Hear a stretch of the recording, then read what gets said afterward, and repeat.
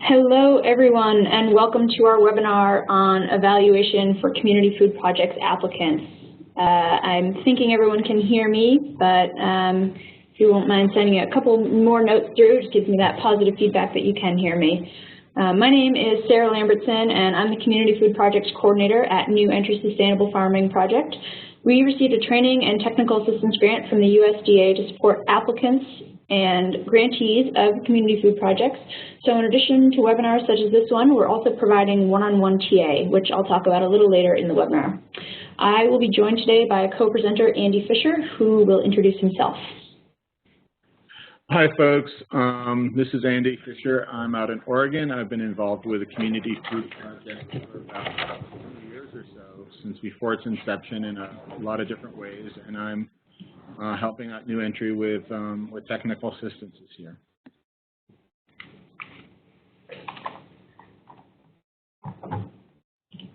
All right, so we'll take a quick look at our agenda. We're going to do a brief technical overview, followed by why we evaluate and the importance of evaluations. We're going to take a look at NIFA's expectations and the NIFA logic model, which are two important aspects of this process. Then we're going to look at whole measures and indicators of success, which are two types of evaluation that have been designed specifically for community food projects, and we will take questions at the end. A recording of the webinar will be available on the Community Food Projects website, on New Entry's website later this week, and you'll get a link for that following the webinar, so don't worry about trying to take notes on everything. So as I mentioned at the beginning, we are providing assistance to grantees and applicants. So we are doing webinars such as this. We also have a lot of resources on our website, which I encourage you to take a look at. And we're also providing one-on-one technical assistance. If you have any questions about any of this or want to learn more, you can feel free to email me, Sarah Lambertson, slambertson@comteam.org, or take a look at our website, which is there. So the first question to talk about is why evaluate. For some of you who are not very interested in evaluation, it may seem like just the necessary thing you have to tack on at the end of the project, but the fact is it actually can be incredibly valuable in your project. So not only can it help you understand if you're meeting your goals, so NIFA requires that you do annual reports to them as well as a final report. So as you're doing these annual reports, you can understand, are you meeting your goals, are you on track to meet your goals or not? And if not, it gives you the opportunity to reevaluate and shift midstream. But the other thing is that you actually might learn that there are unintended outcomes of your project from the emergent properties of the work you're doing. And that actually can be where some incredible value comes from. So if you don't evaluate or if you don't plan to evaluate, you might never realize the impact that you're having, the full impact. The other thing is it allows you to demonstrate success. So if your organization is really doing a fantastic job, the better demonstration that you have of that, the better evaluation, better metrics, you're going to be better able to demonstrate this to your future grants, for your grant reports, for other partner organizations that you're working with. So it's a great opportunity for you to really be able to show what you've done and what you've achieved. Similarly with the community, by evaluating, you can really gain a better understanding of the work the community has done. And also for NIFA, so the work that you do individually impacts NIFA overall, and some of the evaluation that you do, that we're going to talk about a little bit later on in the webinar, actually gets back to NIFA, and they use that to report to Congress. And those evaluations that they're using, those reports they're using, are impacting the amount of funding that programs like community food projects have. So really important to make sure that you are doing strong evaluations so that you're demonstrating the full impact of the work that you're doing. So the next thing is the NIFA's expectations, and this is all taken directly from the RFA. It's on page 13 of the RFA. So they say, these are their exact words, they are looking for a strong evaluation component. So this is really important to the reviewers that you have a strong component. They're looking for a logic model, which we're going to talk about. They're also looking for metrics from indicators of success, which we're also going to talk about. And they also ask you for your process evaluation and your outcome evaluation. So for process, they're looking for developing and monitoring indicators of progress towards the objectives. And for your outcome evaluation, they're looking for you to determine whether your objectives were met. So not only do they want to know what you did, but they want to know how you did it. And another important part of what they're looking at, the evaluators, when they're looking at your proposal, is your potential impact on the national body of work. So it's important to demonstrate how you will contribute to the work that's happening nationally. And again, as I was saying before, that evaluation demonstrates the success of NIFA, your individual project. They want to know that what you're doing is going to continue this project forward and really move everything forward. The next thing is planning to evaluate. It's important to build the evaluation component as you write your proposal. As I said at the beginning, if you're not someone who's very interested in evaluation, you might be inclined to just tack it on at the end. But the reality is that you're going to have a much stronger evaluation component if you think about it from the very beginning. So it's really important to think about your stakeholders from day one. So who is it that is going to be impacted by your project, and what are going to be those impacts? So for an example, maybe what you're trying to achieve is change the attitudes and behaviors in your community around healthy eating. If that's what you're trying to achieve, it's really important from the very beginning to look at who are those stakeholders, who are those community members that you're hoping to impact, and what's going to be the most effective way to measure that impact. How are they going to respond? What's going to be the best thing? So make sure that they're part of that process and you understand how they interact with it. And then you need to begin with the end in mind. So if you collect all this data and then realize that it doesn't tell you what you wanted to know, it's not going to be very helpful. So instead, you need to understand what it is you want to know and who do you want to say it to, and then go back and make sure that you're collecting the information that's going to properly lead there. All right, and I'm going to hand this over to Andy. Great, thanks, Sarah. So I'm going to encourage you to think about 4 questions as you move forward with both planning the evaluation for your project as well as writing your proposal. And these are items that I would encourage you also, to specifically include into the evaluation section of your proposal, which, it should be probably a page, page and a half, max 2 pages, depending on the space you have. And the first question is, what do you want to know?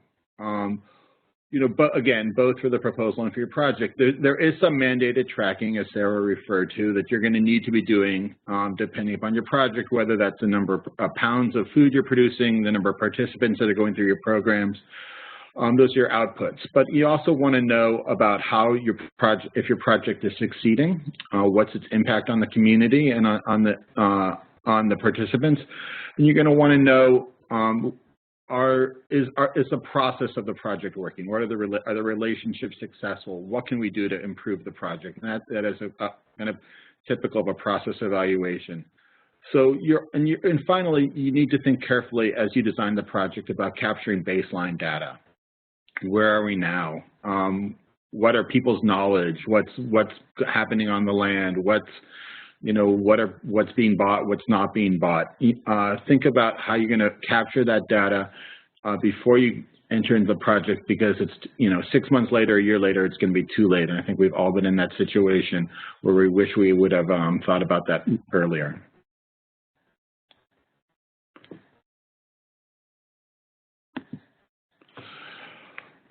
So what are you going to do with that information? And I'd like you to think about these questions as kind of an integrated whole. These aren't really sequential, but they're kind of in a loop of sorts. How will you use the evaluation data? You're going to use it, both to document your success to USDA in your annual report and your final report. Yeah, that's kind of formalistic, but you're also going to probably want to use it for process improvement. You're going to want to use it on a regular basis to be talking with your stakeholders, with your partners, with your participants about how things are going and how you can change things to make the project work better and the relationships better.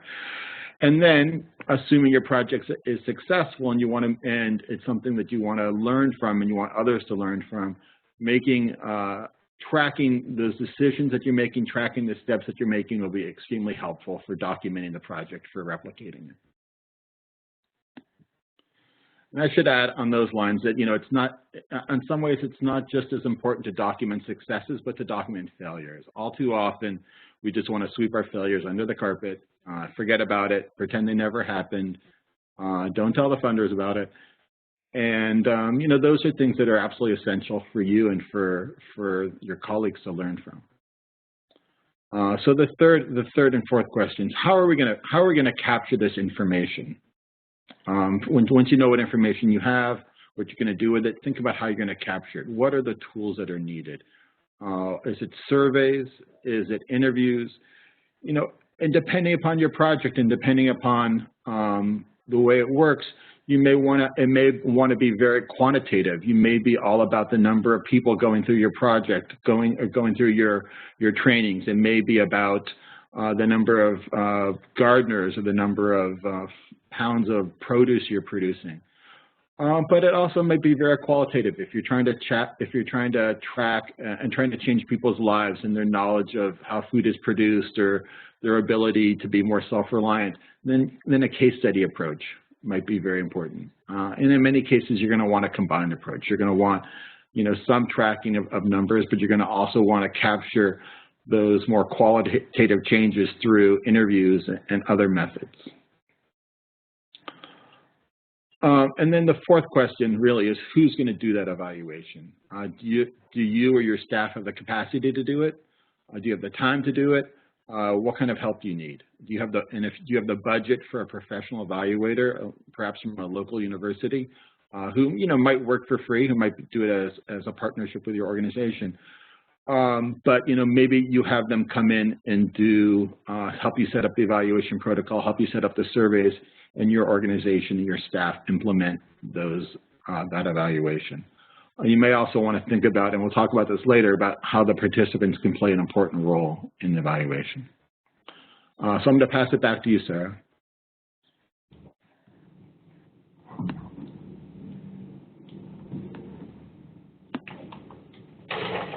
All right, thank you, Andy.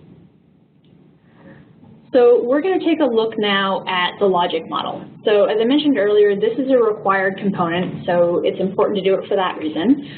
But it's also important to do it because it's a way to tie your program to its evaluation. So it's actually a visual representation of what you hope to achieve and how. There are 4 components: inputs, activities, outputs, and outcomes. And we're going to take a look at a generic logic model from NIFA. So this comes from the NIFA website, and this is when they're talking about sort of the physical structure of what they're looking for, this is what they mean. So you can see that it is visually showing you the way that everything flows through this. And you can see down at the bottom we've got assumptions and external factors that are feeding into this and the situation. So all those things around your organization and your community that are impacting you are all there. And when you're putting this together, you want to actually start with your outcomes. So what is it you hope to achieve? What is the big end result that you're looking for? Once you've done that, then you go back to your inputs. You start with your inputs, then your activities, then your outputs. So that's actually the best way to put it together. And we're going to look at these step by step. So inputs, is anything dedicated to or consumed by the project. So staff, facilities, funding, equipment, anything like that is directly related to what you're doing, the work that you're doing. And the example I was using earlier about changing the perceptions of healthy eating, if we keep that example going, so perhaps your inputs are a community kitchen that you have and staff trained in healthy eating. Your activities, so what your program does with your resources to fulfill its mission, who you reach with your actions, what do you do? In the same example, it could be teaching healthy cooking classes in your community kitchen. So that's looking at those 2 steps. And then we come to outputs versus outcomes. And this is something that often trips people up because they seem fairly similar, but they are different. Outputs is the direct product of your actions. So maybe it's 100 classes taught and 1,000 people participated in your classes. So it's quantifiable and it's the direct result of what you're doing. The outcomes are also specific and measurable, but they're the bigger impact that you have. So you can look at how your community is different, but you can look at it on an individual basis. So perhaps your outcome is that in a pre-survey, 86% of participants said that healthy eating was expensive and time-consuming and not something that they could do.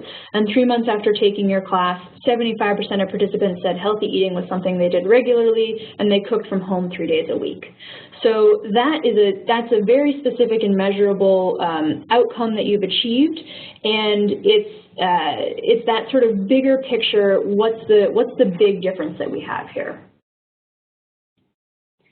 So another way to look at outcomes is if we are successful in what we are doing, what change in our participants can we expect to achieve and detect? So it's really important. These outcomes are really an important component of thinking about the work that you're doing. So when I was talking earlier about doing the evaluation component during your proposal and having the logic model be a helpful tool there, you really can use this logic model to help you walk through the steps of here's what our big goals are, and how do we get there? What is it that we're going to do? What is sort of the daily tasks of our project that is going to get us from point A to point B?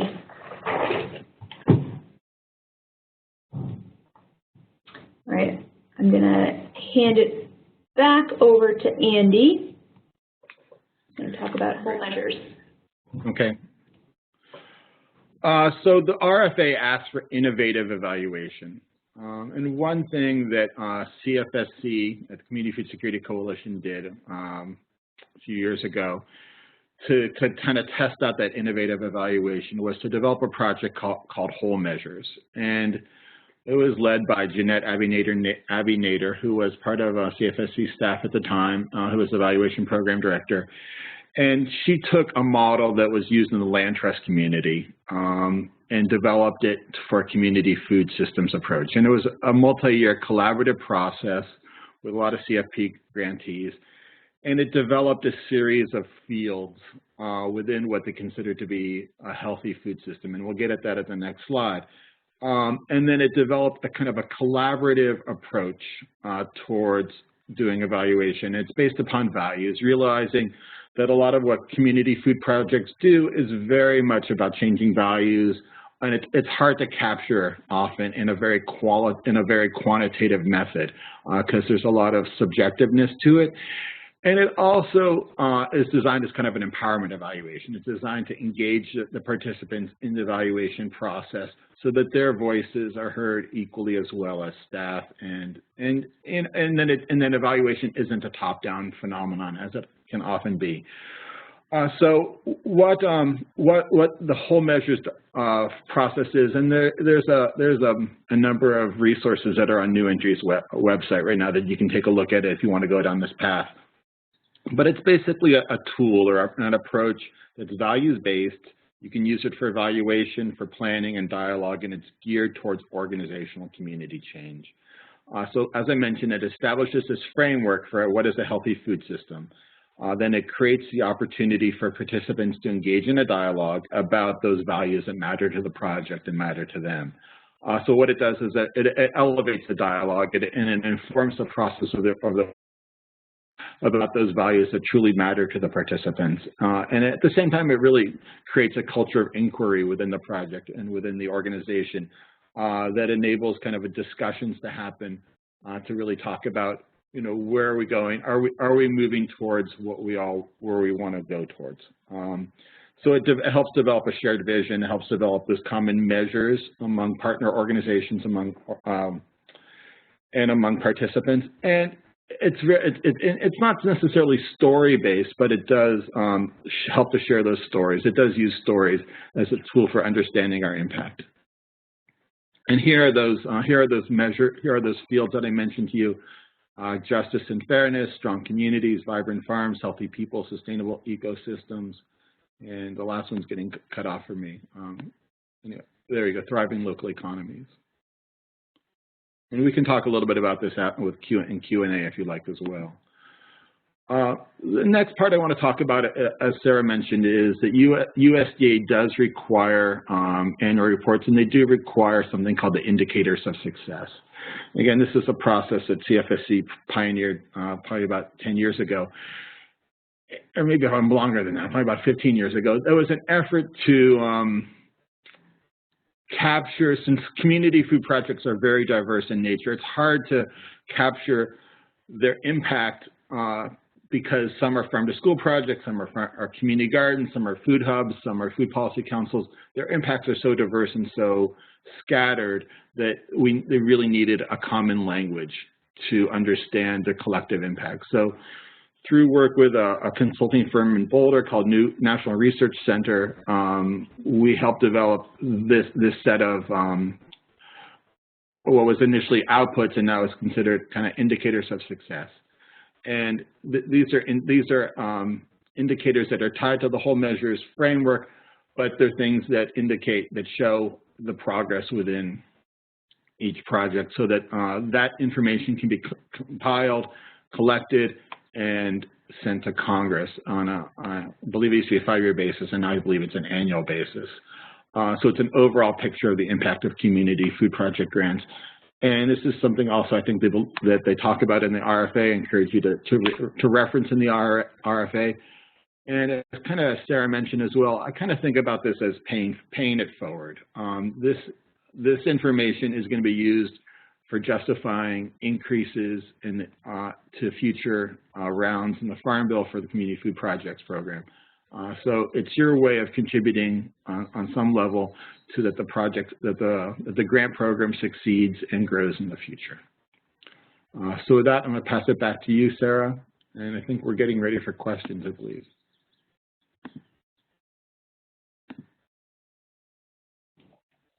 All right, thank you, Andy.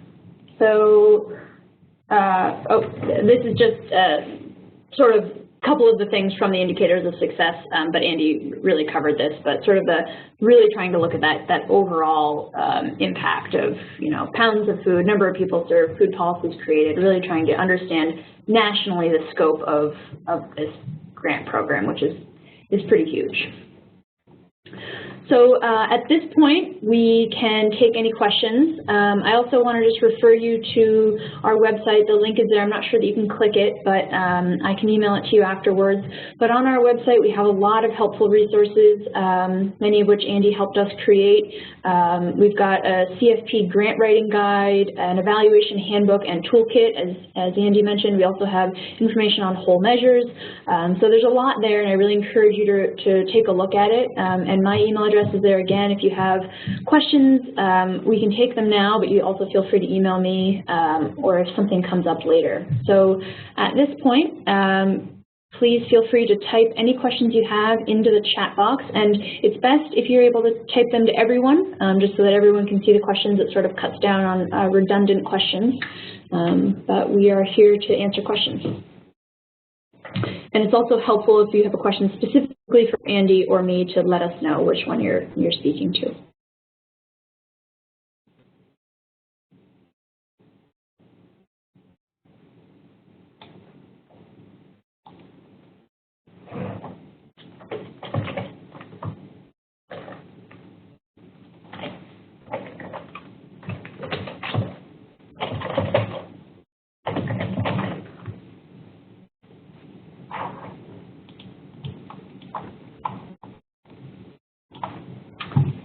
So it doesn't seem like any questions are coming in, but we will hang out just for a couple minutes here just to make sure that we have answered everything.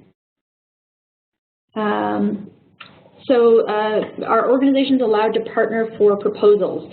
So there's a couple of different ways to answer that. Yes, I mean, partnerships are definitely allowed, and it's a huge component of this is that you have partner organizations. You do need one organization to be the lead applicant, but you can certainly have subcontracts or letters of support from other organizations. Andy, I don't know if you want to add into that one, but yes, you definitely want to be partnering with their organizations.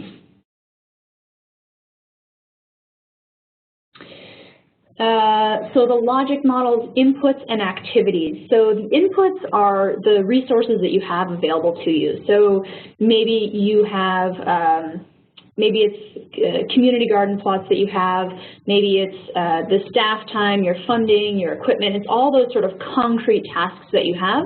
And then the activities are what you do with it the day-to-day. Do you teach classes? Are you building community gardens? It's really sort of the daily activities that you do. Someone's asking if the cost of evaluation can be included in the grant request.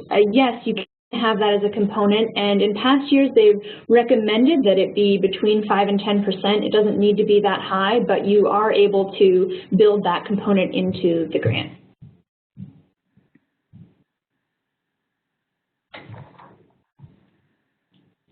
Andy, there's a question here about whole measures. Do you want to address that question? Sure, just a second. It says whole measures is an amazing tool but extensive. Does the funder expect that all components of that tool are included in project evaluation? I mean, USDA USDA wants a strong evaluation. They want you to think about it. They want you to put resources into it. They're not prescriptive in how you do your evaluation, other than that you have to do the indicators of success. So to the extent that you can fit in a whole measures framework into your program and into your budget, that's great. But there's no requirements or expectations on USDA's part along those lines. And then the next question, any restrictions on other types of grants an organization can apply for if applying for this grant? No, to my understanding, there are no restrictions. Andy, please chime in. No, the only kind of issue along those lines is that the funding, the program does require a 50% match, dollar for dollar match, and that match cannot come from federal dollars, so it has to be private or in kind. That's the only other restriction. Thank you. All right, and an overview of the TA that we're providing. So in terms of applicants, the resources that we have are there, but the technical assistance is actually one-on-one TA with a handful of providers that we have. Andy is one of our technical assistance providers. We also have about 7 or 8 other organizations nationally. And the way the process works is on our website, there's an intake form that you fill out. It just kind of gathers some basic information about your organization, about your project, and about what you're really looking to help. That comes into me. I review it and set up an initial phone call with you. In that phone call, I really just try to identify what your main goals are, make sure that I understand what you need, and then based on that, I connect you to one of our TA providers. It's completely free to you. Since New Entry received a training and technical assistance grant, we're able to pay the TA providers on your behalf. So you don't pay them anything, but you receive the benefit of working with them. Some people are talking to them about sort of trying to look at the overview of their project, although the application is due about 2.5 weeks, so we're sort of getting to the point where there's not a lot of time left. Some people are having sections of their proposal reviewed, so there's a lot of different options there. You could talk to somebody specifically about evaluation, so yeah, we've got a lot of options, and feel free to email me if you have other questions about that.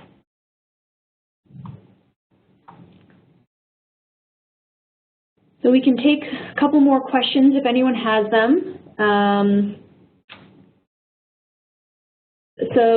One question just came in, do we have access to examples of funded projects?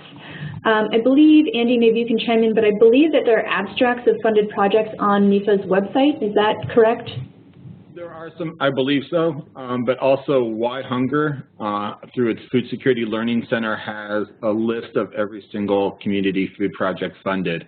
So it's whyhunger.org, and under, I think it's the Connect icon, Connect menu option, you can click under Community Food Projects, and you'll see there's 250 projects that are listed there with their abstracts. There's also there's a couple of guides, I believe, on New Entry's website that are guides that we did a long time ago that are case studies of successful community food projects. And I think there's been a couple others that have been done over time. I don't know where they are right now, but I'm sure you can Google them.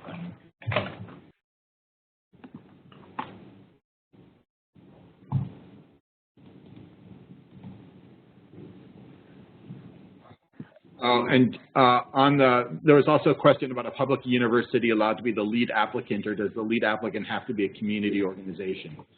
The lead applicant has to be a nonprofit organization. So a public university is generally not a nonprofit organization registered with IRS. So it could be that public university's foundation, but there's eligibility requirements that are listed in the RFA that indicate that the applicant has to have certain qualifications and certain experiences related to operating community food projects. So it's highly unlikely that that public university or that university foundation is going to meet those qualifications. So you're better off putting a university in a secondary role and finding a community-based organization to partner with. All right, and there's another question here. What about tools for scoring? I think I need a little bit more information about that question. I'm not exactly sure what you mean.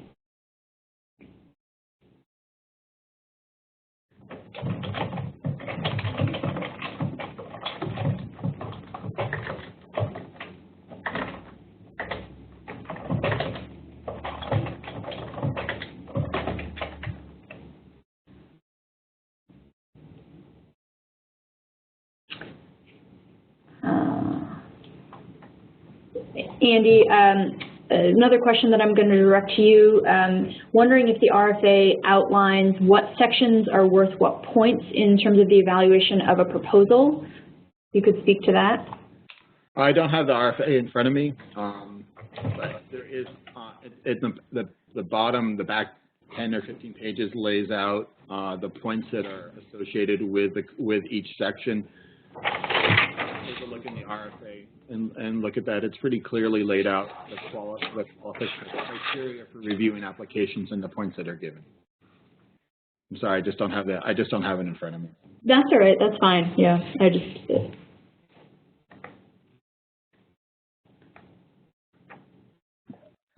There's a question about the match. And it said, I heard you say a 50% match is required. Is that correct, or is it a 100% match? And it's a dollar for dollar match.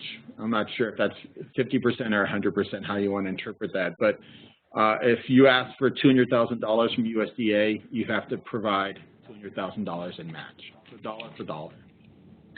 50% of the project, 100% of the budget asked. So we had another question come in here. You mentioned that an applicant has to be a nonprofit. Will a food co-op qualify? They are member-owned but not considered a nonprofit.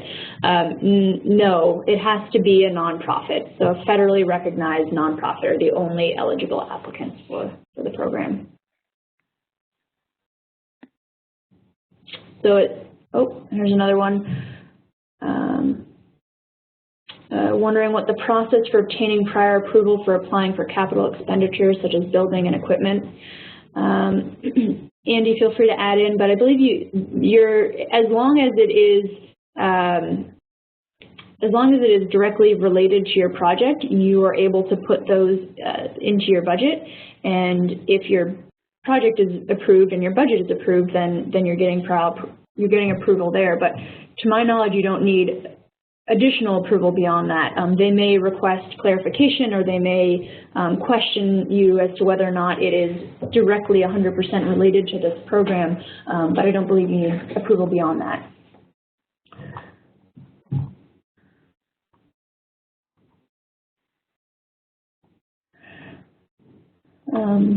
Somebody wants a link to the grant here. I assume she wants the Community Food Projects website. Do you have that handy? I can get it. I'll need to minimize my screen, but I can get that in just a moment. I can also email that out afterwards. Another question: if our nonprofit will be dedicating food donated from the public to this project, can we use that as a match? Andy, do you know where donated food falls in terms of a match? So can you read the question again? If our nonprofit will be dedicating food donated from the public to this project, can we use that as a match? It's a great question. I think I'd have to look into that and find that out. I'm not sure. I don't want to give you a bad answer. All right.